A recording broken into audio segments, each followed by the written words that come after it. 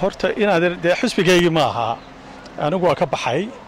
laba arrimood ma sheegaya anigu ma jecli horta kulmiye inuu ku talac tago laakiin wixii xaqaaqiis isma qarin karaan horta kulmiye in badan buu foolanayay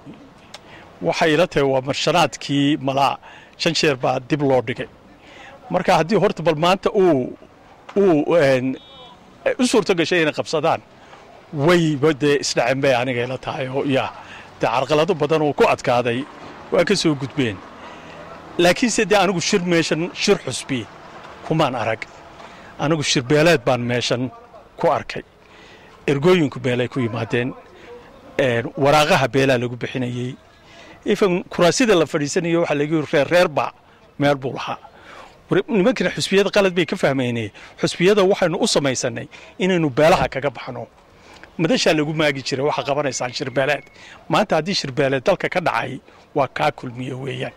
markaas waa nasiib daro anu waxaan maleynayaa nidaamka sidaasi nidaam dib inoo riday inuu yahay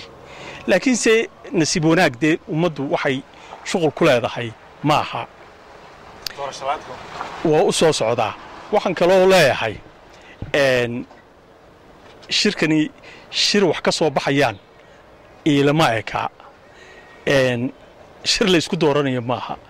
shirdoodi ka dhacayso maaha shir wax lagu ansixinayo maaha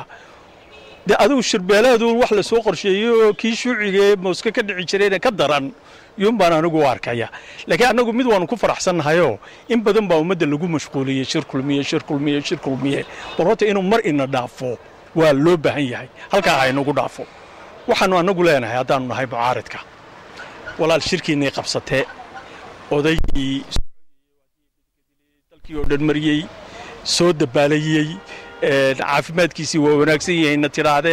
waxaana tiraadeen maskaxdiisii waa boqoliyo baana tiraadeen intaba idinka qaadanay waxa kaliya inuu doonayna wax weeyaan idinku waxay soo haysataan inay dawlad wanaagsan tihiin iyo xisbi wanaagsan annagu waxaanu idigu haysataa ugu dhibaatada ugu xasashada badnayd ugu tamarta yarayd oo loo baahan yahay dalka in laga qabto xisbigaasna waxaanu u haysanaa xisbi ay u dhamaatay maanta oo meel maxaa loo oran jiray uu ka hadaafay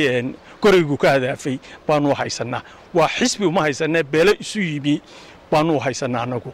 maxayna kala saarayeen markaa waxayna kala saarayaan waa ummadda waa bulshada Soomaaliland doorashadii inoo qabta waqtigeedii ku qabta hadaa heshaana tahniyad baanu idinku darayna iyo salaan hadaa heli weydaana dariiqaasa ka baxaysan miduu baan inaan idinka aqbalaynin inay tiraahdaan doorasho dib loo dhigay markaas aanan yeelaynin badka iskeena waxba ha biqinina fuleynimada iska daaya waxana sheeganaysaan iyo dhagaxyadana meesha dhigaysaan ku dooda oo ummadda u soo dhiga dhagaxyada bilaashka meel kasta dhigteen isa soo taaga anaguna musuq maasqiinaanu sheegi doona xadishadiinaanu sheegi doona tamardaradiinaanu sheegi doona fashilaadiinaanu sheegi doona ummadda ayna kala saari doonta markaa